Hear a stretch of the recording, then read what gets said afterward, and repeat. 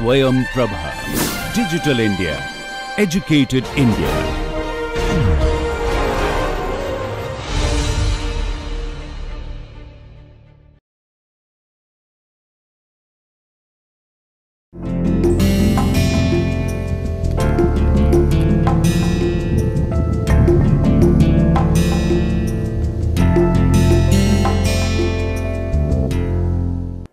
नमस्कार। आज हम निकोलो मैकियावेली के बारे में चर्चा करेंगे। निकोलो मैकियावेली एक ऐसे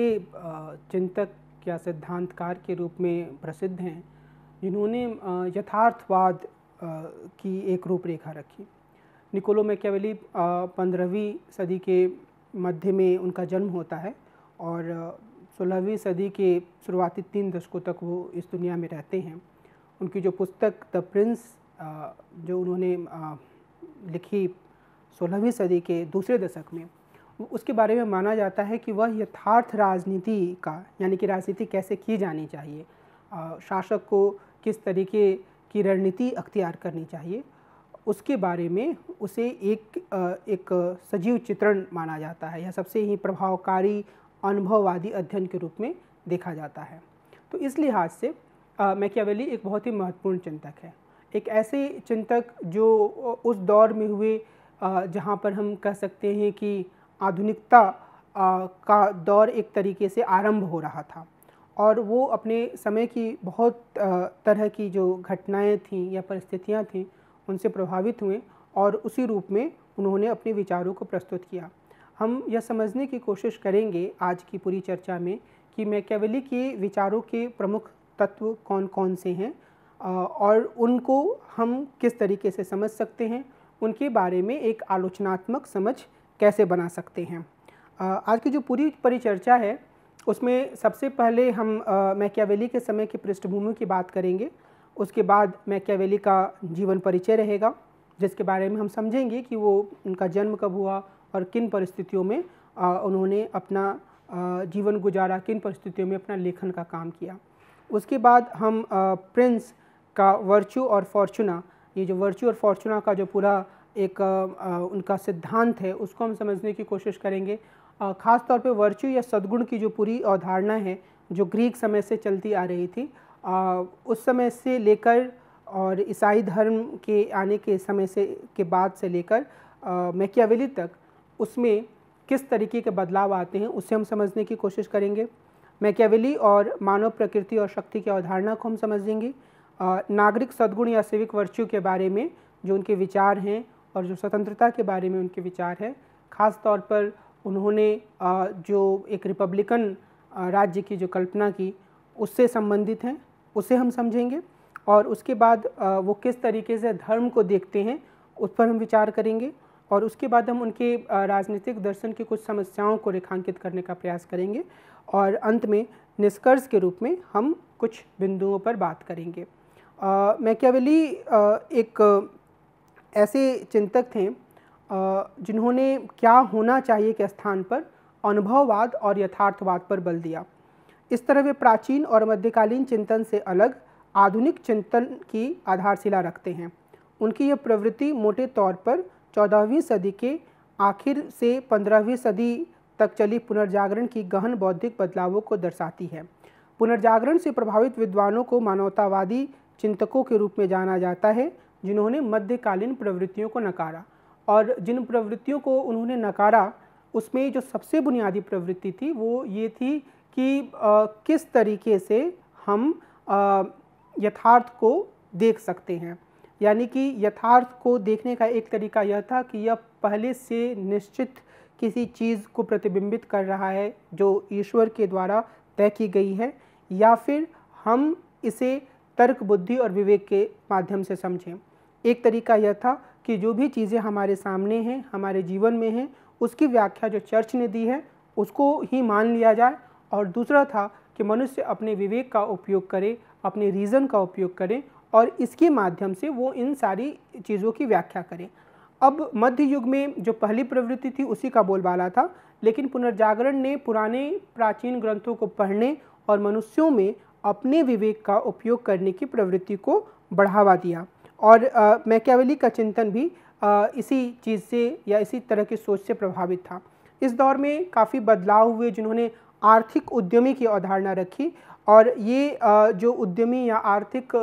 व्यक्ति था उसमें यह स्वीकार किया गया कि उसमें बदलाव करने की क्षमता है। वह अपने मेहनत के बदले के आधार पर बहुत कुछ बना सकता है, बहुत तरह की चीज़ों को निर्मित कर सकता है, एक नई तरह की उत्पादन व्यवस्था को ला सकता है।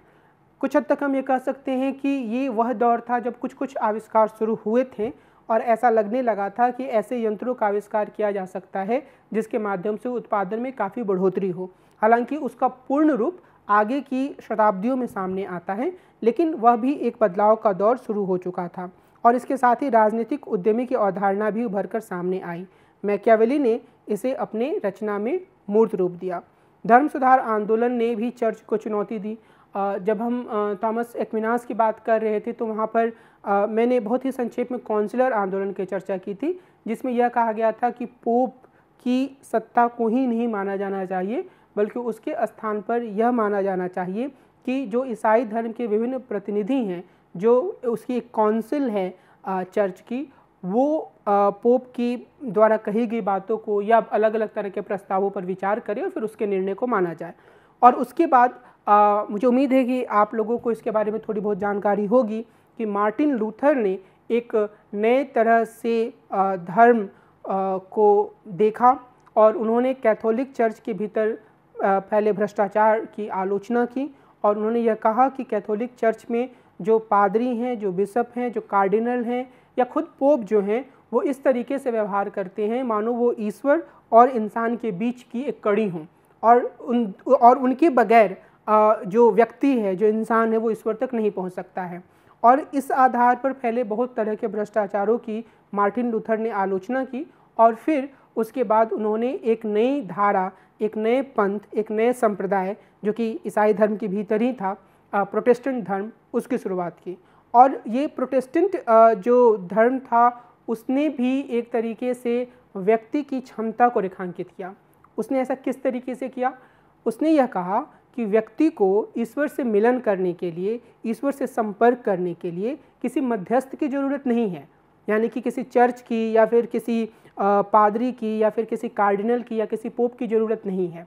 यानी कि व्यक्ति के भीतर यह क्षमता है कि वह खुद ईश्वर से संपर्क कायम कर सकता है। अब यह जो सोच थी वो इस बात को भी रेखांकित कर रही थी आर्थिक क्षेत्र में कि व्यक्ति खुद बहुत सारी चीज़ों को निर्मित कर सकता है, और राजनीतिक क्षेत्र में कि व्यक्ति किसी चर्च पर या राजा किसी चर्च पर निर्भर नहीं रहेगा, बल्कि वह खुद को एक ऐसे उद्यमी या एक ऐसे मजबूत व्यक्ति के रूप में प्रस्तुत करेगा जो सारी चीज़ों को संचालित कर सकता है। तो व्यक्ति की जो एक महिमा होती है या व्यक्ति का जो एक महत्व होता है, वो हम कह सकते हैं कि धर्म सुधार आंदोलन से निकला और उसने राष्ट्र राज्य का जो पूरा विचार था उसका भी संकेत हमारे सामने रखा। मैकियावेली के लेखन में हमें आधुनिक समय की इन बदलावों की आहट मिलती है,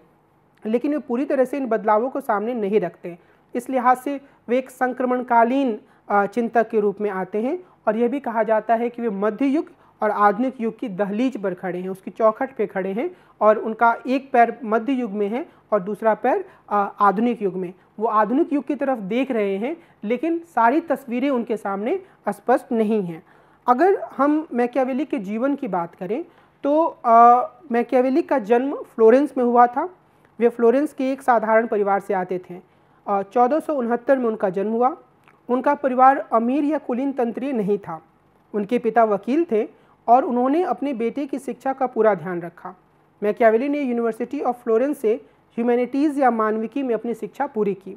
मैकियावेली के वयस्क होने तक फ्लोरेंस में मेडिची के शासन को खत्म करके वहां रिपब्लिकन या गणतंत्रवादी शासन की स्थापना कर दी गई थी। 29 वर्ष की उम्र में मैकियावेली ने अपनी पहली नौकरी नए स्थापित गणतंत्रवादी शासन के नौकरशाह के रूप में शुरू की। यूनिवर्सिटी में मैकियावेली के शिक्षक मार्सिलियो एड्रियानी थे, जो रिपब्लिक के फर्स्ट चांसरी के अध्यक्ष बने।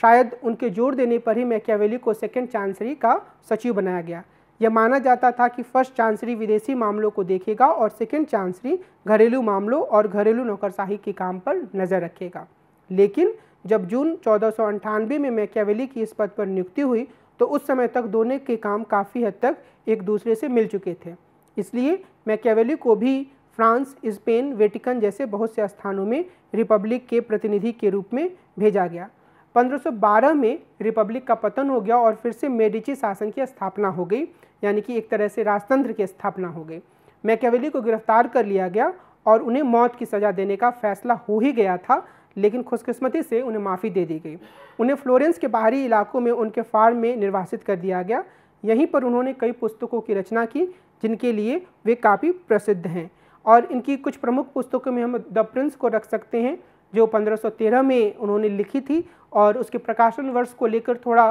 विवाद है। कुछ लोग कहते हैं कि उसी समय वो प्रकाशित हो गई थी, कुछ लोग कहते हैं कि कुछ समय बाद प्रकाशित हुई थी। और दूसरा डिस्कोर्सेज ऑन लिवी है, संक्षेप में इसे हम डिस्कोर्सेज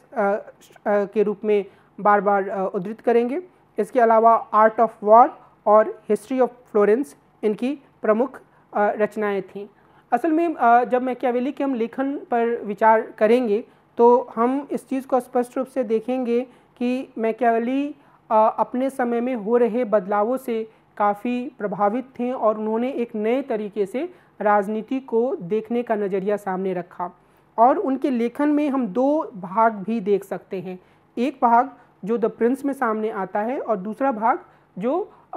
डिस्कोर्सेज में सामने आता है। द प्रिंस में वो एक यथार्थवादी विचारक के रूप में सामने आते हैं और डिस्कोर्सेज में वो एक ऐसे विचारक के रूप में सामने आते हैं जो रिपब्लिकन शासन की या लोगों के माध्यम से होने वाले शासन की तरफदारी करता है। और हम ये देखने की या समझने की कोशिश करेंगे कि क्या इन दोनों तरह के मैकियावेली में कोई अंतर है या असल में एक ही मैकियावेली अलग अलग परिस्थितियों के लिए दो तरह की बातें कह रहे हैं। मैकियावेली के समय इटली की जो स्थिति थी उसने भी उनके लेखन को प्रभावित किया। वो यह देख पा रहे थे कि इटली में जो अलग अलग छोटे छोटे समूह हैं वो अपने स्वार्थों के लिए लड़ रहे हैं, जो विभिन्न कुलीन लोग हैं वो किसी भी तरह से अपना फ़ायदा चाहते हैं, और इटली की जो दशा या दुर्दशा थी उसके बारे में किसी को चिंता नहीं थी। तो इसने भी उनके लेखन को, उनकी सोच को काफ़ी प्रभावित किया और शायद मानव की प्रकृति के बारे में उनकी सोच को भी इन परिस्थितियों ने प्रभावित किया। और वे चाहते थे कि एक ऐसा मजबूत शासक आए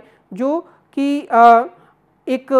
मजबूत इटली की स्थापना करें, और वो हमेशा से ही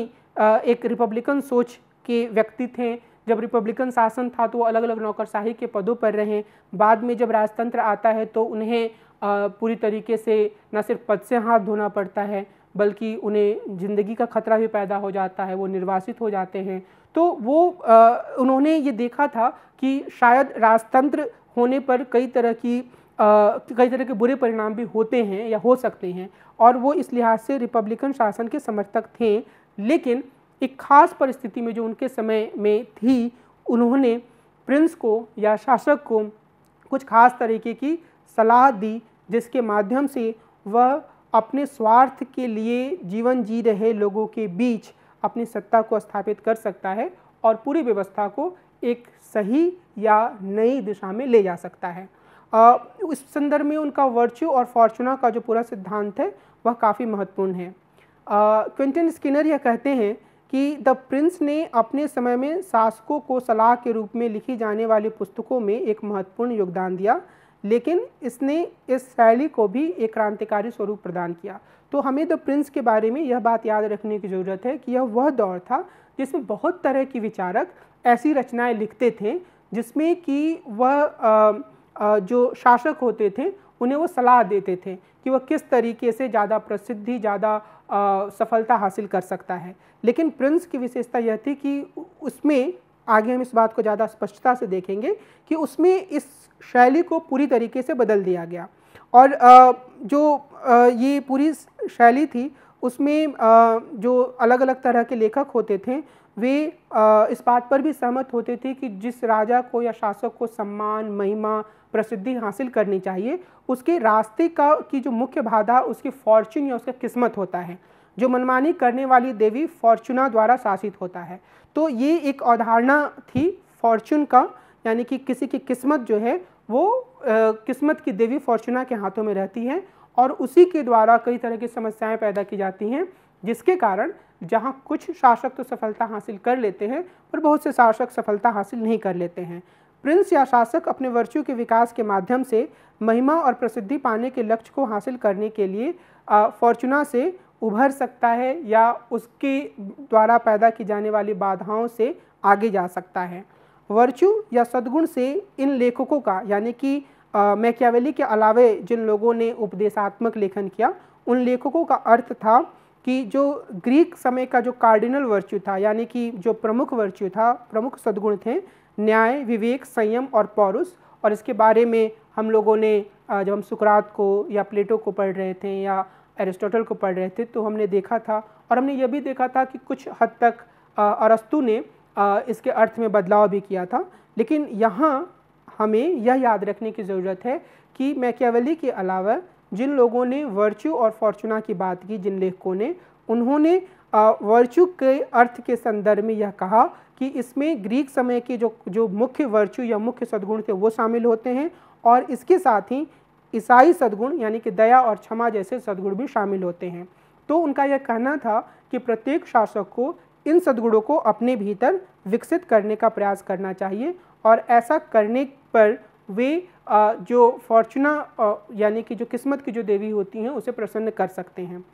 द प्रिंस भी प्रिंस या शासक के लिए महिमा या ग्लोरी के इसी लक्ष्य और इसे हासिल करने के लिए फॉर्चूना से उसके संघर्ष का वर्णन करता है। द प्रिंस की मुख्य अवधारणा भी वर्च्यू या सद्गुण है, लेकिन मैकियावेली ने इस शब्द को बिल्कुल ही नया अर्थ प्रदान किया, जिससे उनकी पुस्तक अपने समय की अन्य पुस्तकों से बिल्कुल अलग और अनूठी हो गई।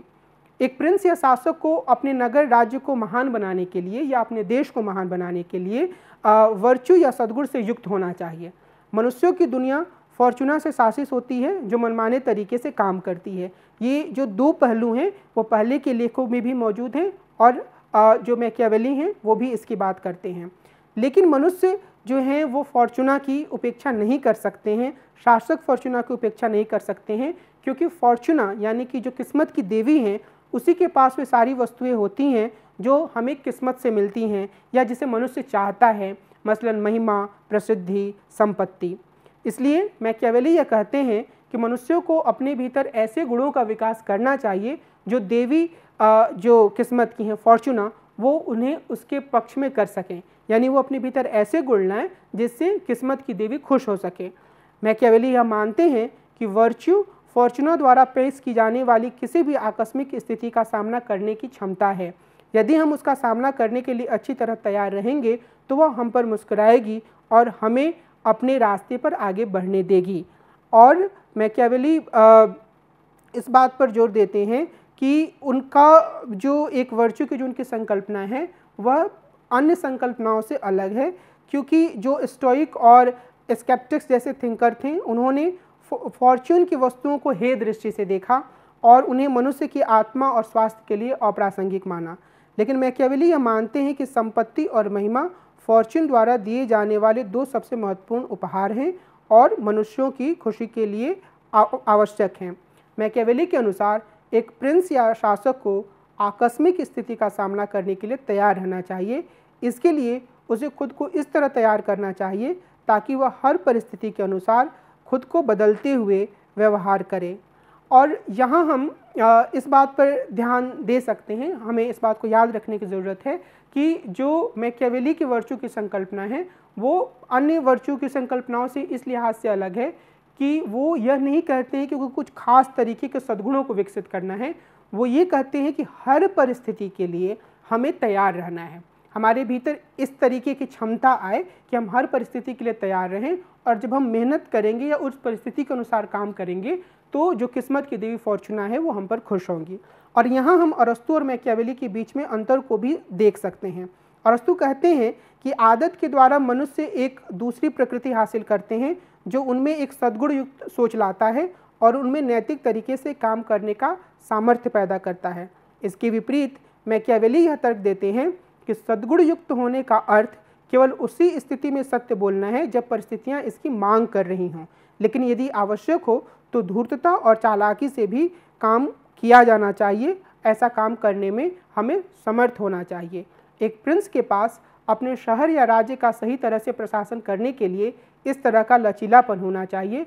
क्योंकि उसे सिर्फ फॉर्चूना का ही नहीं बल्कि भ्रष्टाचार का भी सामना करना होता है। और इस लिहाज से हम यह कह सकते हैं कि जो वर्च्यू की उनकी या सद्गुण की जो उनकी अवधारणा है वह अन्य तमाम लेखकों से काफ़ी अलग जाती है। और वो यह मानते हैं कि जो फॉर्चूना के पास जो वस्तुएं हैं, प्रसिद्धि, महिमा, संपत्ति, ये सारी वस्तुएं मनुष्य को या किसी भी शासक को चाहिए, और इसके लिए उसके पास सिर्फ पुराने वर्च्यू नहीं होने चाहिए या अरस्तु की तरह सिर्फ अच्छी आदतों से या चीज़ों को धीरे धीरे सुधारते हुए सद्गुण नहीं सीखना चाहिए, या अरस्तु जिस तरीके से कहते हैं कि एक्सट्रीम्स पे या अतिवाद पर ना जाकर मध्यम रास्ता अपनाने की भी ज़रूरत नहीं है। वो ये कहते हैं मैकियावेली कि असल में व्यक्ति को या शासक को हर परिस्थिति का सामना करने के लिए तैयार रहना चाहिए, और जब वो हर परिस्थिति का सामना करने के लिए तैयार है तो उसमें कोई ज़रूरी नहीं है कि उसमें वो हमेशा सत्य का प्रयोग करे, ईमानदारी का प्रयोग करे, दूसरों की भलाई का ध्यान दे, बल्कि वह मौका पड़ने पर धूर्तता का भी इस्तेमाल कर सकता है, हिंसा का भी इस्तेमाल कर सकता है। तो उसे खुद को इस रूप में तैयार करना चाहिए कि वो हर तरह की परिस्थिति का सामना कर सके। मैकियावेली के राजनीतिक चिंतन या प्रिंस को उनके दिए गए सुझावों को समझने के लिए, या फिर वो जिस एक नए तरह की राजनीति की बात करते हैं उसे समझने के लिए यह आवश्यक है कि हम यह समझें कि वो मनुष्यों की किस तरीके की अवधारणा प्रस्तुत कर रहे हैं, वो व्यक्तियों के बारे में किस तरह की समझ सामने रख रहे हैं। मैकियावेली का मनुष्यों की प्रकृति के बारे में कोई आदर्शवादी विचार नहीं था। वे उन्हें बुनियादी रूप से स्वार्थी मानते थे। वे मानते थे कि मनुष्य आसानी से बुराई का शिकार हो सकते हैं और वे सिर्फ मजबूरी होने पर ही सही तरीके से काम करते हैं। अगर कोई मजबूरी या बाध्यता ना हो तो वे अपने हितों को पूरा करने के लिए किसी भी सीमा तक नीचे गिर सकते हैं। इसी कारण जो मनुष्यों के या व्यक्तियों के शहर और समुदाय होते हैं वे भी भ्रष्ट हो जाते हैं। यहाँ हम मैकियावेली के विचारों पर ईसाई धर्म के ओरिजिनल सिन के विचार का प्रभाव देख सकते हैं। इसलिए मैकियावेली अपनी वर्च्यू की अवधारणा पर बल देते हैं, और हम यह भी कह सकते हैं कि जिस तरीके से ऑगस्टाइन ने मनुष्यों के फ्री विल का विचार दिया था और फिर यह कहा था कि व्यक्ति बुराई की तरफ ज़्यादातर आकर्षित हो जाते हैं या होते हैं कि उनके भीतर ये चीज़ फ्री विल के कारण आती है, वैसी बात भी मैकियावेली के लेखन में हम देख सकते हैं। और वो बोलते हैं कि मनुष्य सिर्फ और सिर्फ अपने हित की बात सोचते हैं, और यह एक बहुत ही महत्वपूर्ण बात है, क्योंकि जब मैकियावेली यह बात लिखते हैं तो वो ये नहीं कहते हैं कि ये अपने आप में अच्छी बात है या अपने आप में बुरी बात है। वो इसे सिर्फ एक अनुभववादी तथ्य के रूप में प्रस्तुत करते हैं कि अक्सर या अधिकांश मौक़ों पर या तकरीबन सभी मौक़ों पर मनुष्य सिर्फ और सिर्फ अपने हित को देखते हैं, अपने स्वार्थ के आधार पर काम करते हैं। और इसी जिसे हम कह सकते हैं कि मूल्य से रहित होकर इस चीज़ को देखते हुए वे प्रिंस या शासक को सलाह देते हैं कि किस तरीके से कार्य किया जाना चाहिए, और वहीं पर वो शक्ति की अपनी अवधारणा भी प्रस्तुत करते हैं, और वो ये कहते हैं कि शक्ति जो है वो अन्य लोगों को अपनी इच्छा के अनुसार काम करने के लिए बाध्य करने के को कहा जा सकता है। अब यहाँ पर हम काफ़ी हद तक रॉबर्ट डॉल के डिफिनीशन को भी या उनकी परिभाषा को भी ले सकते हैं जो आधुनिक दौर में उन्होंने दिया कि यह ए और बी के बीच के रूप में वो शक्ति को देखते हैं, और वह कहते हैं कि यह ए के द्वारा बी को वह काम कराए जाने की क्षमता है जो बी किसी अन्य स्थिति में नहीं करता। तो यहाँ भी हम मैकियावेली के लेखन में उसी तरह की शक्ति की परिभाषा देख सकते हैं। वो ये कहते हैं कि अगर कोई व्यक्ति किसी अन्य स्थिति में कोई काम नहीं करता लेकिन हम उसे यह काम करने के लिए मजबूर करते हैं तो हम उसके ऊपर शक्ति का प्रयोग कर रहे हैं। और वे प्रिंस को शक्ति की राजनीति के बारे में कुछ सुझाव देते हैं। वे कहते हैं कि पूरी तरह से अनुभवसिद्ध आधारों पर शक्ति का प्रयोग किया जाना चाहिए और प्रिंस को पूरी तरह से अपने विवेक से काम करना चाहिए, भले ही इससे नैतिक मूल्यों का उल्लंघन हो। इसका अर्थ यह है कि जब शक्ति का इस्तेमाल करना है, जब किसी व्यक्ति को नियंत्रित करना है, जब किसी व्यक्ति पर दबाव डालना है या जब किसी व्यक्ति पर हिंसा का उपयोग करना है, तो वो पूरी तरीके से तथ्यों को देखकर होना चाहिए और उसका फैसला लेते समय किसी तरह के नैतिक मूल्यों के उल्लंघन की चिंता नहीं करनी चाहिए। उन्होंने यह भी कहा कि शासक को या प्रिंस को शक्ति को हमेशा अपने ही हाथों में रखना चाहिए। इसका क्या अर्थ है? इसका अर्थ यह है कि जो शक्ति है मैकियावेली बोलते हैं कि जब वो दूसरे लोगों के हाथों पर में चली जाती है, प्रिंस के हाथों से निकलकर, मिसाल के तौर पर अगर कोई शासक है और शासक के सहयोगी के हाथ में शक्ति चली जाए, तो वो फिर उसके ऊपर यानी कि शासक के ऊपर नियंत्रण स्थापित करने की कोशिश करते हैं। इसीलिए मैकियावेली बोलते हैं कि शासक या प्रिंस को दूसरे लोगों को खुद को पर निर्भर रखना चाहिए, यानी कि अन्य लोगों को हमेशा ही ये लगे कि वो प्रिंस पर शक्ति के लिए निर्भर है। इसके बाद मैकियावेली यह भी कहते हैं कि शक्ति के उपयोग के एक तरीके के रूप में हिंसा का प्रयोग भी एक महत्वपूर्ण तरीका है और हिंसा का सोच समझकर उपयोग करना चाहिए। जब तक अत्यंत जरूरी ना हो तब तक हिंसा का प्रयोग नहीं करना चाहिए, लेकिन जब कोई प्रिंस या कोई शासक इसका प्रयोग करता है तो उसे अपने दुश्मन को पूरी तरह ख़त्म कर देना चाहिए। ऐसा वो क्यों बोलते हैं? वो ऐसा इसलिए बोलते हैं क्योंकि उनका कहना है कि अगर दुश्मन को हम पूरी तरीके से ख़त्म नहीं करते हैं और हम किसी के ऊपर थोड़ी बहुत शक्ति का प्रयोग करते हैं तो फिर इससे उसके भीतर बदला लेने की भावना जागृत होती है और किसी भी समय पर मौका मिलने पर वह व्यक्ति या वह समुदाय प्रिंस से बदला ले सकता है। फिर वो ये कहते हैं कि लोगों पर अहिंसक तरीके से भी शक्ति का प्रयोग करना चाहिए। अर्थात अहिंसक तरीके से शक्ति का प्रयोग करने का अर्थ क्या है कि उन्हें किसी प्रकार के लाभ के लिए अपने ऊपर निर्भर करना चाहिए। लोगों को हमेशा ही यह लगे कि जो शासक है, जो प्रिंस है या जो राजा है, वह उन्हें कुछ लाभ दे सकता है और जब तक वो उन्हें ऐसा लगेगा तब तक वो राजा या प्रिंस की बातों का अनुसरण करेंगे, उसके प्रति अपनी निष्ठा रखेंगे और यह कोशिश करेंगे कि शासक या राजा उनके बारे में बुरा ना सोचे। उन्होंने यह भी कहा कि कुलीन लोगों से ज़्यादा उसे आम लोगों पर निर्भर होना चाहिए, क्योंकि मैकियावेली मानते थे कि कुलीन लोगों के भीतर अपने स्वार्थ के बारे में सोचने की ज़्यादा प्रवृत्ति होती है। ऐसा नहीं है कि आम लोग स्वार्थ से प्रेरित नहीं होते हैं, लेकिन उन्हें ज़्यादा आसानी से संतुष्ट किया जा सकता है। आम लोगों के लिए अगर प्रिंस कुछ छोटे मोटे काम करता है, व्यवस्था कायम रखता है, उनकी जीविका की व्यवस्था करता है, तो इससे उनका स्वार्थ पूरा हो सकता है। लेकिन कुलीन लोगों की मनसा ज़्यादा ऊंची होती है, उसमें से कई तो यही इच्छा रखते हैं कि हम ही शासक बन जाए। तो ऐसी स्थिति में मैकियावेली बोलते हैं कि वो लोग भरोसे लायक नहीं होते हैं, ज़्यादा भरोसे लायक आम लोग होते हैं। और मैकियावेली का यह कथन काफ़ी प्रसिद्ध है कि राजनीतिक कार्यकुशलता के लिए आवश्यक है कि जो प्रिंस है वो शेर की तरह क्रूर हो और हिंसक हो तथा लोमड़ी की तरह चालाक हो, यानी कि जब भी ज़रूरत पड़े उसे अपनी शक्ति का प्रयोग करने में सक्षम होना चाहिए और उसे हर स्थिति को बहुत ही सोच विचार कर इस्तेमाल करना चाहिए। मैकियावेली वो कई तरह के उदाहरण देते हैं। मैकियावेली यह मानते हैं कि असल में जो प्रिंस है वो इस हद तक चालाक होना चाहिए कि अगर उसके सामने कोई दुश्मन है या कोई दुश्मनों का कोई समूह है जिसे उसे खतरा है, तो वो उसे दूसरे किसी व्यक्ति से मरवाकर फिर बाकी लोगों के सामने नायक बनकर आ सकता है कि दरअसल उसने यह काम किया है। या फिर जिस व्यक्ति ने हिंसा की है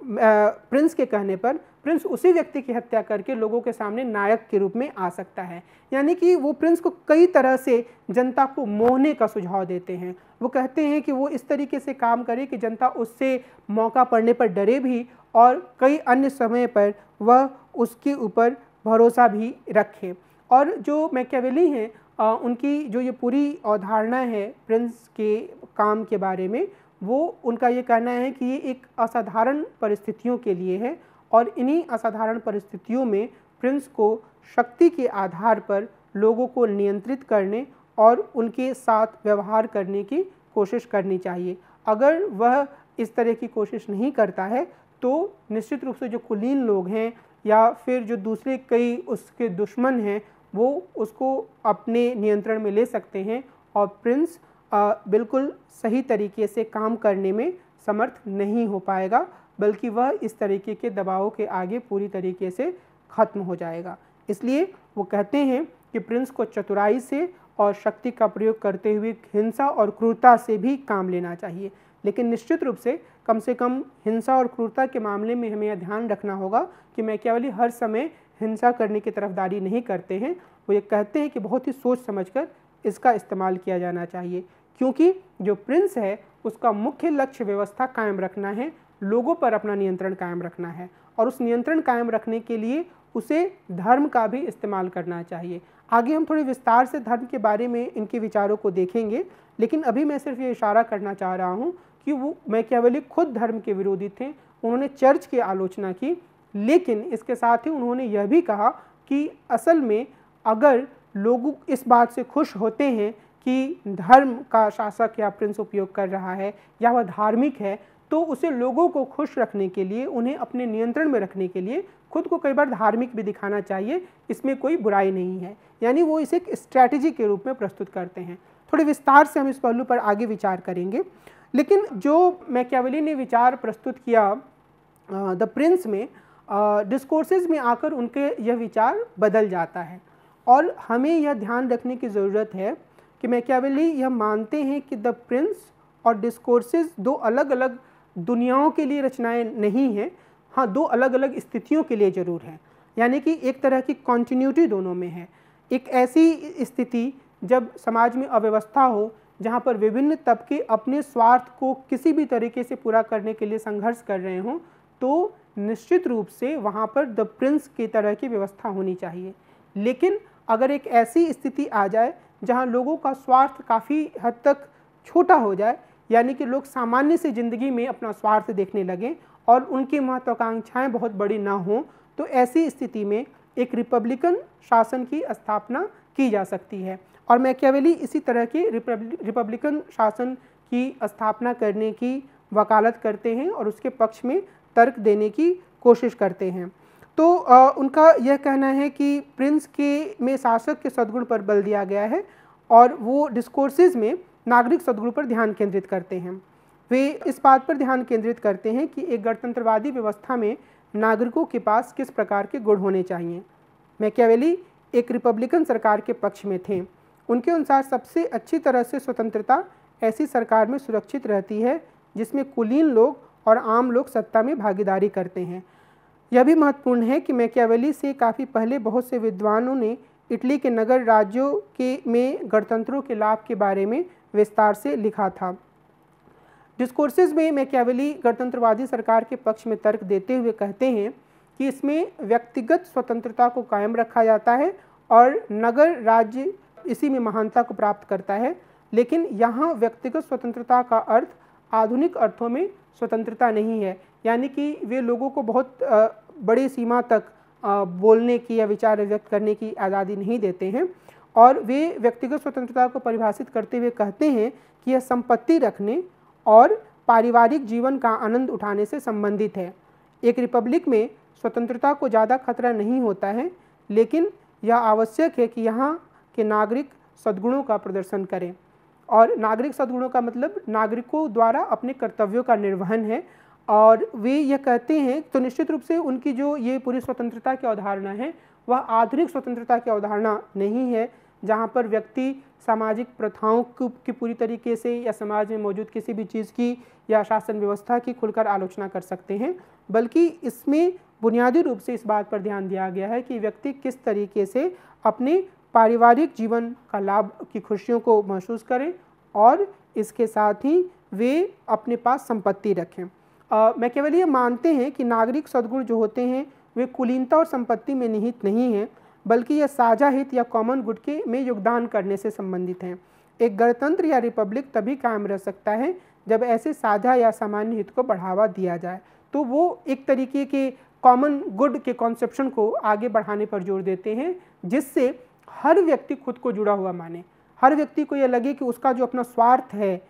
वो इस कॉमन गुड से जुड़ा हुआ है। अगर एक शांतिपूर्ण सौहार्दपूर्ण जिंदगी को कॉमन गुड के रूप में प्रस्तुत किया जाए, जहाँ हर किसी को रोजगार मिल सकता है, जहाँ हर कोई अपनी मेहनत से थोड़ी संपत्ति अर्जित कर सकता है, जहाँ हर कोई अपने परिवार को आगे बढ़ा सकता है, अपने बच्चों को अच्छी शिक्षा दे सकता है, तो मैकियावेली का यह कहना है कि जो व्यक्ति का स्वार्थ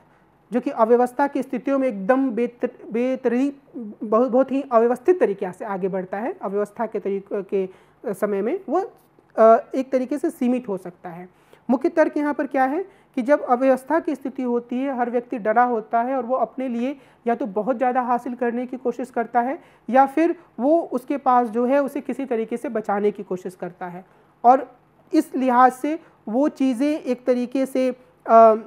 ऐसी स्थिति पैदा करती हैं जिसमें व्यक्ति का स्वार्थीपन और उसका खुलकर सामने आता है। लेकिन जब डिस्कोर्सेस जैसी स्थिति होती है, यानी कि जब रिपब्लिक जैसी स्थिति होती है, तो व्यक्ति का वही स्वार्थ काफ़ी सीमित हो जाता है और वह छोटी छोटी वस्तुओं को ही अपने लक्ष्य के रूप में स्वीकार करने लगता है। एक कॉमन गुड की अवधारणा बनने लगती है और उस कॉमन गुड के आधार पर ही पूरी व्यवस्था कायम रहती है। मैकियावेली सीमित स्तरों पर विचारों की बहुलता को भी स्वीकार करते हैं। वे कहते हैं कि अगर एक गणतंत्र में अलग अलग समूह अलग अलग विचारों को रखते हैं तो यह बुरा नहीं है, लेकिन निश्चित रूप से यह मतभेद या विचारों की बहुलता इतनी ज़्यादा नहीं होनी चाहिए कि वो पूरी व्यवस्था को ही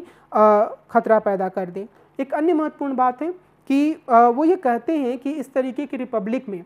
और ये प्रिंस के लिए भी जैसी व्यवस्था के लिए भी सही है, कि जो अंतर्राष्ट्रीय राजनीति होती है उसमें हमेशा ही वैसी स्थिति होती है जैसी कि उन्होंने प्रिंस में राज्य के भीतर वर्णित की है। यानी कि अंतर्राष्ट्रीय राजनीति का प्रत्येक कर्ता, यानी कि प्रत्येक देश सिर्फ और सिर्फ अपने स्वार्थ के बारे में सोचता है और किसी भी तरीके से अपने स्वार्थ को आगे बढ़ाने की कोशिश करता है। इसलिए रिपब्लिक जैसी व्यवस्था में भी जो शासक होते हैं उन्हें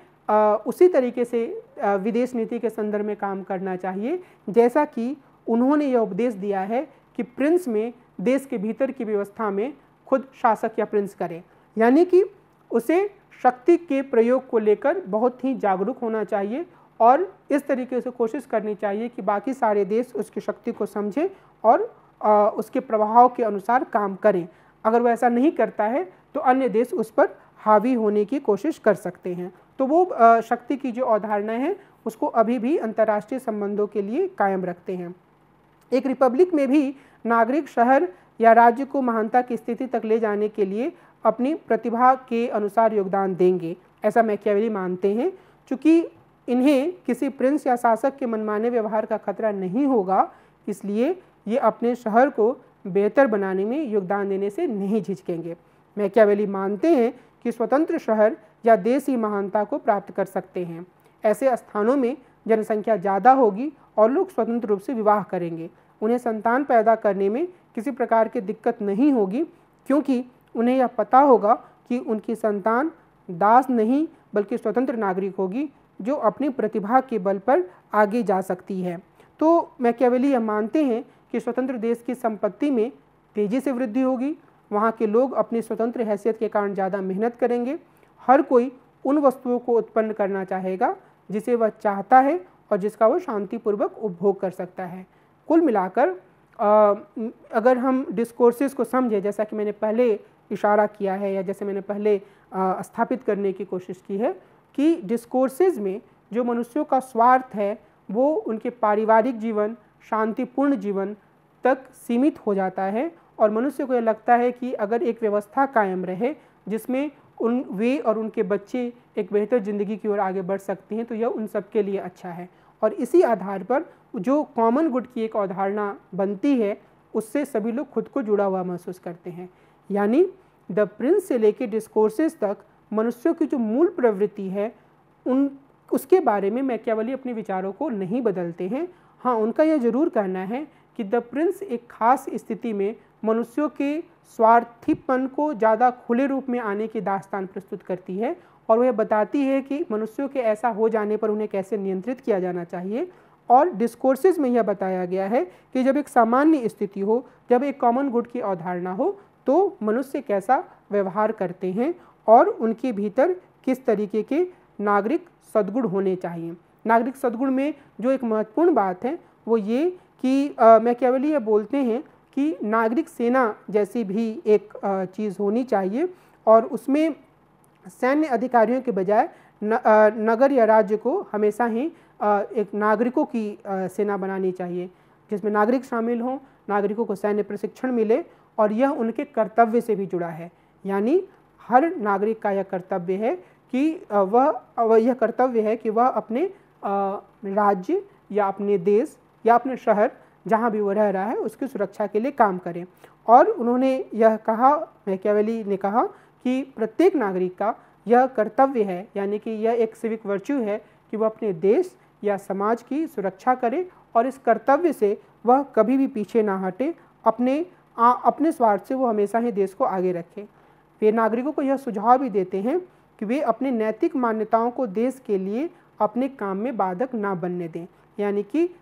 देश को वो अपने नैतिक मान्यताओं से आगे रखें और हर तरह के उपाय अपनाकर अपने देश की हिफाजत करें। और वो कहते हैं कि अगर नागरिक ये नागरिक सद्गुण नहीं दिखाते हैं तो निश्चित रूप से कोई बाहरी व्यक्ति आकर उनकी व्यक्तिगत स्वतंत्रता छीन सकता है। तो अपने पारिवारिक जीवन में आगे बढ़ना और देश और समाज के प्रति अपने कर्तव्यों का निर्वहन करना ऐसे नागरिक सद्गुण हैं जिसे मैकियावेली बहुत ही महत्वपूर्ण मानते हैं। स्किनर ने यह तर्क दिया है कि नागरिक सद्गुण को व्यक्तिगत स्वतंत्रता से जोड़कर मैकियावेली ने राजनीति सिद्धांत में स्वतंत्रता की तीसरी संकल्पना दी है। स्वतंत्रता का अर्थ वह सब कुछ करना है जो एक व्यक्ति करना चाहता है मैकियावेली के लिए, लेकिन इस तरह की स्वतंत्रता तभी हासिल की जा सकती है जब व्यक्तियों को कानून के प्रतिबंधों के माध्यम से नागरिक सद्गुण की ओर मोड़ा जाए, यानी कि वो कुछ निश्चित बुनियादी कर्तव्यों को अपना कर्तव्य माने और उसको पूरा करने की कोशिश करें। मैकियावेली यह भी कहते हैं कि किसी नगर राज्य में नागरिक सद्गुणों को तभी बढ़ावा दिया जा सकता है जब नागरिकों के बीच कुछ हद तक समानता हो। वे बड़े भूस्वामियों के रूप में निष्क्रिय अमीर लोगों को रिपब्लिक के लिए खतरा मानते हैं और वह यह बताने की कोशिश करते हैं कि एक जो रिपब्लिक है वह तभी अच्छे तरीके से काम कर सकता है जब नागरिकों के बीच में सिर्फ संपत्ति के आधार पर ही ऐसी स्थिति ना हो कि बहुत ज़्यादा समानता नहीं है, बल्कि सामाजिक स्तर पर भी उनके भीतर एक तरह की समानता हो। तो जो मैकियावेली हैं वो नागरिक सद्गुण पर जोर देते हैं किसी भी रिपब्लिक व्यवस्था के सफल होने के लिए। और मैकियावेली के बारे में बात करते समय हमें हमेशा यह याद रखने की ज़रूरत है कि उनके लिए द प्रिंस एक तरह की अव्यवस्था, अशांति और हिंसा के समय के लिए उपाय है, और जो डिस्कोर्सेज में जिस रिपब्लिक की वो कल्पना करते हैं वह कल्पना एक सामान्य स्थिति के लिए की तस्वीर प्रस्तुत करती है जहाँ पर लोग एक साझा हित या सामान्य हित से खुद को जोड़ते हुए अपना जीवन यापन करते हैं, अपने भीतर नागरिक सद्गुणों का विकास करते हैं और अपने स्वार्थों से आगे अपने देश को रखते हैं, क्योंकि उन्हें भी इस बात का एहसास हो जाता है कि अगर देश नहीं रहेगा, उनका या जो उनका राज्य वो नहीं रहेगा, तो फिर वो जिन हितों को अभी अपना स्वार्थी हित मान रहे हैं, यानी कि अपने परिवार का अच्छा भरण पोषण, कुछ हद तक संपत्ति अर्जित करना या कुछ सम्मान प्राप्त करना, वो सारी की सारी चीज़ें बिखर जाएंगी। तो इस लिहाज से एक सामान्य स्थिति में लोगों का स्वार्थ जो है या जो उनका स्वार्थी हित है वो काफ़ी हद तक हम कह सकते हैं कि नियंत्रित स्थिति में रहता है और वो सब कुछ हासिल करने के लिए तत्पर नहीं रहते हैं। वो ये कोशिश नहीं करते हैं कि किसी भी तरीके से किसी भी व्यक्ति को मार कर कोई चीज़ हासिल कर ले, क्योंकि उन्हें यह अंदाज़ा होता है कि इससे वे अपने नागरिक सद्गुण से पीछे हटेंगे, जो कि उनके देश और उनकी व्यवस्था के लिए घातक होगा। वह व्यवस्था जो उन्हें कुछ हद तक एक सामान्य हित की ओर ले जा सकती है। मैकियावेली का जो धर्म के बारे में विचार है वह भी काफ़ी महत्वपूर्ण है। मैंने इस ओर थोड़ा संकेत किया था जब मैं पीछे इस बात की चर्चा कर रहा था कि वो यह कहते हैं कि प्रिंस को कैसे कई बार खुद को धार्मिक भी दिखाना चाहिए अगर उसे ऐसा लगता है कि वह आम लोगों को उससे खुश कर सकता है और आम लोग उसके नियंत्रण में आ सकते हैं। लेकिन मोटे तौर पर भी वो मानते हैं कि हर स्थिति में धर्म का उपयोग एक माध्यम के रूप में किया जाना चाहिए, एक टूल के रूप में किया जाना चाहिए। मैकियावेली ने ईसाई धर्म और रोमन कैथोलिक चर्च की तीखी आलोचना की। उन्होंने इसे भ्रष्टाचार का अड्डा करार दिया और वो उस समय में हुए थे जब उनके जन्म के कुछ दशक पहले ही प्रोटेस्टेंट रिलीजन का उदय हुआ था। प्रोटेस्टेंट हम संप्रदाय कह सकते हैं ईसाई धर्म की, उसका उदय हुआ था। मार्टिन लूथर ने काफ़ी तीखी आलोचना प्रस्तुत की थी चर्च की, तो इस लिहाज से वो भी इस तरह की आलोचना को स्वीकार करते हैं और उसे भ्रष्टाचार का अड्डा करार देते हैं। लेकिन जो महत्वपूर्ण बात है वो ये कि वे यह मानते हैं कि यदि चर्च जीसस क्राइस्ट के समय की सादगी को अपना लेगा तब भी वह नगर या राज्य की समृद्धि के रास्ते में बाधक ही रहेगा। क्यों? क्योंकि ईसाई धर्म के द्वारा पारलौकिक जीवन पर ध्यान देने, विनम्रता और अति सादगी की शिक्षा देने को मैकियावेली मानते हैं कि जो जिस तरीके से वो सद्गुण को देखते हैं वो उस अवधारणा के खिलाफ है। वो व्यक्ति को बहुत ही सादगी के जीवन की तरफ नहीं ले जाते हैं, बल्कि ये चाहते हैं कि व्यक्ति मेहनत करें और दुनिया में जो महत्वपूर्ण चीज़ें हैं वो उन्हें हासिल करने की कोशिश करें। और साथ ही मैकियावेली यह भी मानते हैं कि धर्म नागरिक समाज के लिए सबसे महत्वपूर्ण और सुनिश्चित आधार है।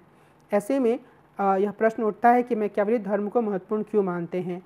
क्योंकि इसका जवाब यह है कि उन्हें यह लगता है कि धर्म के माध्यम से राज्य अपने उद्देश्यों को पूरा कर सकता है। उनके अनुसार धर्म को राज्य के अधीन होना चाहिए और राज्य द्वारा इसका उपयोग अपने लक्ष्यों को पूरा करने के लिए किया जाना चाहिए। मसलन लोगों को यह डर दिखाया जा सकता है कि यदि वे राज्य के प्रति अपने कर्तव्यों को पूरा नहीं करते हैं तो उन्हें ईश्वर का कोप सहना पड़ सकता है।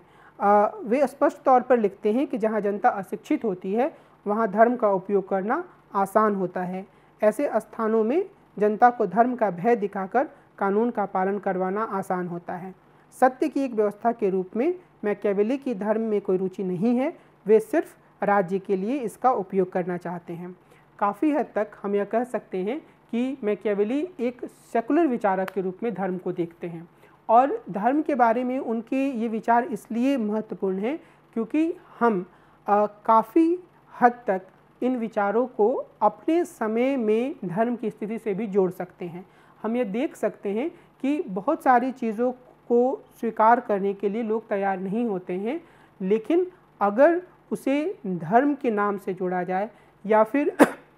उसकी धार्मिक मान्यता की बात की जाए तो लोग उसे आसानी से स्वीकार कर लेते हैं। और मैकियावेली इस बात पर भी जोर देते हैं कि जो धर्म है हमेशा ही राज्य को कोशिश करनी चाहिए कि धर्म को नियंत्रण में रखे, ना कि धर्म उसे नियंत्रित करे और वह धर्म को एक टूल के रूप में इस्तेमाल करे। तो एक लिहाज से वो यह चाहते हैं कि जो नागरिक समाज में जो लोग हैं अगर उनके भीतर कुछ सद्गुण को विकसित करना है तो उसके लिए धर्म एक बेहतर साधन हो सकता है। और हम बहुत ही आसानी से इस चीज़ को समझ सकते हैं अपने समाज में कई उदाहरणों के माध्यम से या दूसरे कई देशों के उदाहरणों के माध्यम से भी, जहाँ पर धर्म के नाम पर जिन चीज़ों को आगे बढ़ाया जाता है उसे लोग बहुत आसानी से स्वीकार कर लेते हैं, लेकिन तार्किक सोच के नाम पर, विवेक के नाम पर अगर किसी चीज़ को आगे बढ़ाने की कोशिश की जाती है, विज्ञान के नाम पर किसी चीज़ को आगे बढ़ाने की कोशिश की जाती है तो लोगों के मन में गहरी झिझक होती है। तो हमें यह याद रखने की ज़रूरत है कि मैकियावेली धर्म की तीखी आलोचना करते हैं, लेकिन इसके साथ ही वे यह चाहते हैं कि धर्म का उपयोग राज्य के द्वारा एक टूल के रूप में, एक यंत्र के रूप में, एक साधन के रूप में किया जाए, जिससे वह लोगों को उन कामों को करने के लिए तैयार कर सके जिसे वह उनसे करवाना चाहता है। तो इस लिहाज से वो धर्म को एक टूल के रूप में इस्तेमाल करने पर जोर देते हैं और वो निश्चित रूप से वे चाहते हैं कि इसी के माध्यम से वो एक समृद्ध राज्य की स्थापना के अपने पूरे लक्ष्य में आगे बढ़ पाएँ। मैकियावेली के राजनीतिक दर्शन की अगर हम समस्याओं की बात करेंगे तो निश्चित रूप से बहुत सारी समस्याएं हैं। ख़ास तौर पे जब उनका विचार सामने आता है द प्रिंस में, तो इससे ऐसा प्रतीत होता है कि वे मनुष्यों की एक नकारात्मक तस्वीर ही देखते हैं। वे मान के चलते हैं कि मनुष्य सिर्फ स्वार्थी होते हैं और अपने स्वहित के अनुसार काम करते हैं और उन्हें नियंत्रित करने के लिए एक शासक को या प्रिंस को उसी तरीके से काम करना चाहिए, यानी कि उसे भी स्वार्थी तरीके से उन लोगों को अपनी मर्जी के हिसाब से ढालने का प्रयास करना चाहिए। जहाँ ज़रूरत हो उसे चतुराई दिखाते हुए खुद को अहिंसक रूप से प्रस्तुत करना चाहिए, जहाँ ज़रूरत पड़े उसे क्रूर हिंसा का सहारा लेना चाहिए। तो ऐसा लगता है कि जिस तरह के प्रिंस की तस्वीर मैकियावेली प्रस्तुत कर रहे हैं उस पर किसी तरह का कोई नियंत्रण नहीं है और यह इसी कारण से उन पर यह आरोप लगता रहा है कि वे राजनीति को नैतिकता से अलग करना चाहते हैं। लेकिन इज़ाया बर्लिन जो एक आधुनिक चिंतक हैं और आमतौर पर वो काफ़ी प्रसिद्ध हैं बहुत सारे लेखन के लिए, पर हम उन्हें जो नकारात्मक और सकारात्मक स्वतंत्रता का उनका सैद्धांतिकरण है उसके संदर्भ में उन्हें हम सब पढ़ते आए हैं। तो वो बर्लिन ने अपने लेख द ओरिजिनलिटी ऑफ मैकियावेली में इन आरोपों से मैकियावेली का बचाव किया है। उनके अनुसार मैकियावेली एक अनैतिक राजनीतिक क्षेत्र और नैतिक व्यक्तिगत क्षेत्र के बीच अंतर नहीं करते हैं। इसके बजाय वे हमें इन दो नैतिकताओं के बीच संघर्ष को दिखाते हैं। कई बार सार्वजनिक वस्तु को प्राप्त करने की इच्छा का व्यक्तिगत नैतिक चिंताओं से टकराव होता है। मैकियावेली के अनुसार यदि कोई इस स्थिति में काम ना करने का फैसला करता है तो भी वह अपने काम ना करने के कारण सामने आने वाले निर्णयों के लिए जिम्मेदार होगा। इसका अर्थ क्या है? इसका अर्थ यह है कि अगर कोई शासक है, शासन कर रहा है और उसे कई मौक़ों पर ऐसे निर्णय लेने पड़ रहे हैं जिसके बारे में उसे लगता है कि शायद नैतिक स्तर पर ये निर्णय सही नहीं है और उसके मन में द्वंद्व चलता है, तो मैकियावेली कहते हैं, पहले तो बर्लिन ये कहते हैं कि मैकियावेली इसी तरीके के द्वंद्व को दिखाना चाहते हैं और उसमें किस तरीके से आगे बढ़ें, किस तरीके से नैतिकताओं के संघर्ष में आगे बढ़ें उसे दिखाते हैं। और मैकियावेली यह कहते हैं कि अगर कोई व्यक्ति या अगर वो शासक के रूप में है या किसी अन्य पद पर है, वो अपनी नैतिकता और सार्वजनिक ज़रूरत दोनों के बीच में अगर वो खुद को पिसता हुआ पाता है और वह यह फैसला करता है कि वो कोई काम नहीं करेगा, वो अनिर्णय की अवस्था में चला जाता है, तब भी उसकी आलोचना होगी। इसलिए ज़रूरत इस बात की है कि जो व्यक्तिगत नैतिकता है और जो सार्वजनिक नैतिकता है उसके बीच में जो भेद है उसको स्वीकार करते हुए भी व्यक्ति काम की ओर अग्रसर हो, व्यक्ति निर्णय ले, व्यक्ति फैसले करे और उसके हिसाब से अपने चीज़ों को या अपने लक्ष्यों को हासिल करने की कोशिश करे। और शासक के संदर्भ में इसका अर्थ है कि वह व्यवस्था कायम करे, जो नकारात्मक तत्व हैं उनको नियंत्रित करे और लोगों को एक ऐसी शांतिपूर्ण स्थिति दे जिसमें कि वह अपने जीवन के तमाम गतिविधियों को संचालित कर पाएँ। और इसके लिए कई बार उसे बहुत ही ऐसे कदम उठाने पड़ सकते हैं जो कि उसके मन में नैतिक स्तर पर एक प्रश्न चिन्ह खड़ा करें। मिसाल के तौर पर अगर कोई ऐसा समूह है जो कि समाज में बहुत सारे लोगों के लिए समस्याएं पैदा कर रहा है और शासक ये फैसला करता है कि वो ऐसे लोगों को हिंसा का उपयोग करके सीधे मार देगा, जैसा कि प्रिंस में मैकियावेली सलाह देते हैं। तो इस उदाहरण में मैकियावेली कहते हैं कि शासक के मन में यह प्रश्न आ सकता है निजी नैतिकता में कि ये सही है या गलत, लेकिन उनका कहना है कि अगर शासक कुछ नहीं करेगा तब भी उस पर यह आरोप लगेगा कि वो कुछ नहीं कर रहा है, इसलिए उसे एक फैसला लेकर आगे काम करना चाहिए। इसके अलावा मैकियावेली यह दिखाते हैं कि जब तक सार्वजनिक दायरे की सही तरीके से देखभाल नहीं की जाएगी तब तक निजी दायरे की सुरक्षा नहीं हो सकती है। और यहाँ हमें यह याद रखने की आवश्यकता है कि मैकियावेली का वर्च्यू पारंपरिक अर्थ से बिल्कुल अलग है और वे व्यक्तिगत खुशी को संपत्ति और पारिवारिक जीवन के आनंद के रूप में परिभाषित करते हैं। तो लोगों को यह व्यक्तिगत जीवन की खुशी देने के लिए भी कई बार इस तरीके की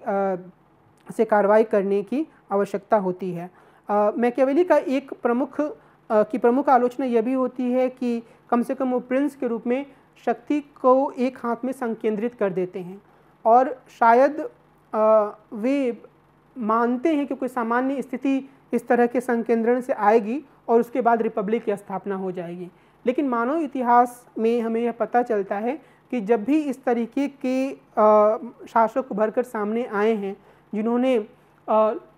लोकहित के नाम पर ही अपने हाथों में सत्ता ली है, वो आसानी से अपनी शक्ति को छोड़ने के लिए तैयार नहीं होते हैं। आसानी से कोई रिपब्लिक जैसी व्यवस्था नहीं आती है, जैसा कि मैकियावेली वर्णित करते हैं कि जैसे ही सामान्य स्थिति आती है उसके लिए एक रिपब्लिक जैसी व्यवस्था है। होता ये है कि इस तरह के प्रिंस तमाम उम्र तक, यानी कि अपनी पूरी ज़िंदगी तक शक्ति को अपने हाथों में रखना चाहते हैं और वो सारे वही तर्क देते हैं जो तर्क मैकियावेली द प्रिंस के लिए दे रहे हैं जब वो शक्ति को अपने हाथों में रखते हैं या उसका उपयोग करते हैं। तो ये एक आलोचना है प्रिंस मैकियावेली की कि वो असल में शक्ति के संकेंद्रण का समर्थन कर रहे हैं। तीसरे स्तर पर मैकियावेली जो फॉर्चूना का वर्णन करते हैं और कहते हैं कि जो देवी हैं, किस्मत की देवी फॉर्चूना और मनुष्य का जो वर्च्यू है उसके बीच में लगातार संघर्ष चलते रहता है और फॉर्चूना सिर्फ उन्हीं युवाओं पुरुषों पर खुश होती है जो उसके खिलाफ बल का प्रयोग करते हैं। अब इस तरह का जो वर्णन है वो वर्तमान दौर में नारीवादियों को काफ़ी नागवार गुजरा है। और एक बार फिर से मैं आपको ये याद दिलाना चाहता हूँ कि जब हम लोगों ने इस पूरे विषय पर बातचीत शुरू की थी तो हमारी जो चर्चा हुई थी उसमें हमने नारीवादी व्याख्या की भी बात की थी। और नारीवादी व्याख्या में यह कहा गया कि जो नारीवादी लेखिकाएं हैं वो अब ये कोशिश कर रही हैं, पहले स्तर पर उन्होंने कोशिश की कि कैसे उन्हें अतीत के लेखकों से अपने उद्देश्य के लिए कुछ समर्थन मिल पाए, और दूसरे स्तर पर उन्होंने इन लेखकों को आलोचनात्मक तरीके से देखा। और जब मैकियावेली के पास कोई नारीवादी लेखिका या नारीवादी आलोचक या नारीवादी दृष्टि रखने वाला पाठक जाता है और वह इस तरीके से चीज़ों को देखता है कि एक युवा पुरुष है और वो फॉर्चूना की देवी पर जब तक बल का इस्तेमाल नहीं करता है तब तक वो उस पर खुश नहीं होती है, तो यह जो वर्णन है वो उन्हें काफ़ी नागवार या बहुत ही गलत गुजरता है, जहाँ पर वो पुरुष के द्वारा स्त्री के ऊपर बल प्रयोग और स्त्री द्वारा उस बल प्रयोग को न सिर्फ स्वीकार करना बल्कि उससे खुश होना, इस तरह का जो वर्णन है वो एक रूढ़िबद्ध अवधारणा को आगे बढ़ाता है और नारीवादी आलोचक इसकी काफ़ी घोर निंदा करती हैं। मैकियावेली के इस अध्ययन से यह बात स्पष्ट होती है कि वो एक ऐसे राजनीतिक चिंतक के रूप में सामने आते हैं जो कि यथार्थवादी और अनुभववादी आधार पर राजनीति की परिकल्पना करते हैं, और वो यह बताने की कोशिश करते हैं कि हमें राजनीति में क्या होना चाहिए या जो मानकीय तत्व है उनको महत्व नहीं देना चाहिए, राजनीति में उनका महत्व नहीं होता है। जो महत्व की चीज़ है वो ये है कि क्या है, और इस लिहाज से हम कह सकते हैं कि मैकियावेली जो मध्यकालीन चिंतक थे उनसे काफ़ी अलग हटते हैं, और एक तरीके से हम इसको रैडिकल अलगाव की भी संज्ञा दे सकते हैं, क्योंकि वो पूरी तरीके से ईसाई धर्म या उसके प्रभाव को नकार देते हैं और धर्म को एक यंत्र में बदल देते हैं जिससे जो शासक है वो अपना लक्ष्य पूरा कर सकता है। इसके अलावा उनका धर्म से कोई लेना देना नहीं है, और इसी तरीके से मानकीय मूल्य को पीछे करते हैं। तो वो एक ऐसे चिंतक के रूप में सामने आते हैं जो कि मध्य युग से अपने आप को काफ़ी हद तक अलग करता है। वो एक्विनास से इस मामले में अलग हैं कि एक्विनास जहाँ कुछ हद तक राजनीति के महत्व को स्वीकारते हुए भी उसे ईसाई धर्म के परम लक्ष्य यानी ईश्वर के मिलन से जुड़े रखते हैं, वहीं मैकियावेली उसे इससे पूरी तरीके से अलग कर देते हैं। लेकिन मैकियावेली को जब हम यह कहते हैं कि वह मध्य युग और आधुनिक युग की दहलीज पर खड़े हैं, तो इसका अर्थ क्या है? इसका अर्थ यह है कि मैकियावेली के लेखन से ऐसा संकेत मिलता है जैसे उनके भीतर यह समझ थी कि शायद एक राष्ट्र जैसी कोई परिघटना उभर रही है। उनके भीतर यह समझ थी कि मजबूत शासकों का एक दौर आने वाला है, या उनके भीतर ये समझ थी कि व्यक्ति ही सबसे मजबूत तत्व है, इस विचार के आधार पर कोई व्यक्तिवाद जैसी अवधारणा आ सकती है। लेकिन वो इन सब चीज़ों को खुलकर अभिव्यक्त नहीं कर पाते हैं। यहाँ कई आलोचक मानते हैं कि जो अरस्तु हैं और जो मैकियावेली हैं उनके भीतर एक समानता है, और वो समानता ये है कि जहाँ, और ये शायद एक तरीके से हम इसको विपरीत समानता बोल सकते हैं, कि जहाँ अरस्तु यथार्थ को देखते हैं और चीज़ों को व्यक्त करते हैं, वहीं यथार्थ को देखते हुए चीज़ों को व्यक्त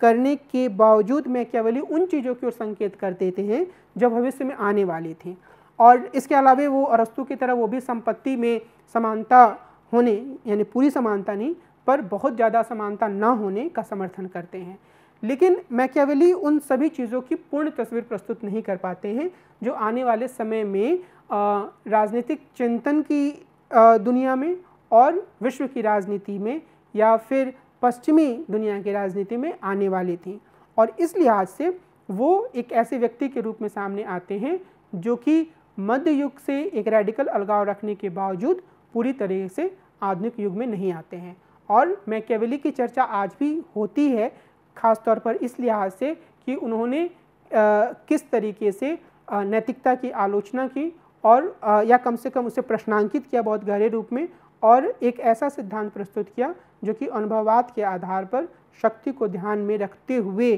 चीज़ों को प्रस्तुत करता है। बाद में हम देखेंगे कि हॉब्स जो हैं वो शक्ति या फिर इसके आधार पर जो पूरी व्याख्या है उसको आगे ले जाते हुए विज्ञान से जोड़ते हैं और एक वैज्ञानिक व्याख्या प्रस्तुत करने की कोशिश करते हैं। बहरहाल मैकियावेली की जो आलोचनाएं हैं वो भी काफ़ी महत्वपूर्ण हैं और हम सब जानते हैं कि दुनिया में कई ऐसे राजनीतिक चिंतक हुए हैं, मिसाल के तौर पर महात्मा गांधी, जिन्होंने मनुष्य के भीतर बुनियादी अच्छाई को देखा और उसी अच्छाई के आधार पर समाज परिवर्तन करने की पूरी परिकल्पना की और कई मामलों में वो सफल भी हुए। तो इस लिहाज से हम यह कह सकते हैं कि मैकियावेली का राजनीति दर्शन या मनुष्य की प्रकृति के बारे में उनकी अवधारणा एक तरह का वर्णन है। शायद जितने भी दार्शनिकों को हम पढ़ रहे हैं वो अपने लिहाज से राजनीतिक यथार्थ का और भविष्य की राजनीति का या आदर्श राज्य का एक परिकल्पना प्रस्तुत कर रहे हैं। ये उनकी अपनी परिकल्पना है, लेकिन वो जिस तरीके से उस परिकल्पना को प्रस्तुत कर रहे हैं उसे समझना ही इस पूरी चर्चा का उद्देश्य है और उसे समझकर शायद हम अपने समय की समस्याओं को ज़्यादा बेहतर तरीके से समझ पाएंगे। आज की इस चर्चा को मैं यहीं विराम दूंगा। अगली चर्चा में हम मिलेंगे और एक अन्य आधुनिक राजनीतिक दार्शनिक की चर्चा करेंगे। नमस्कार।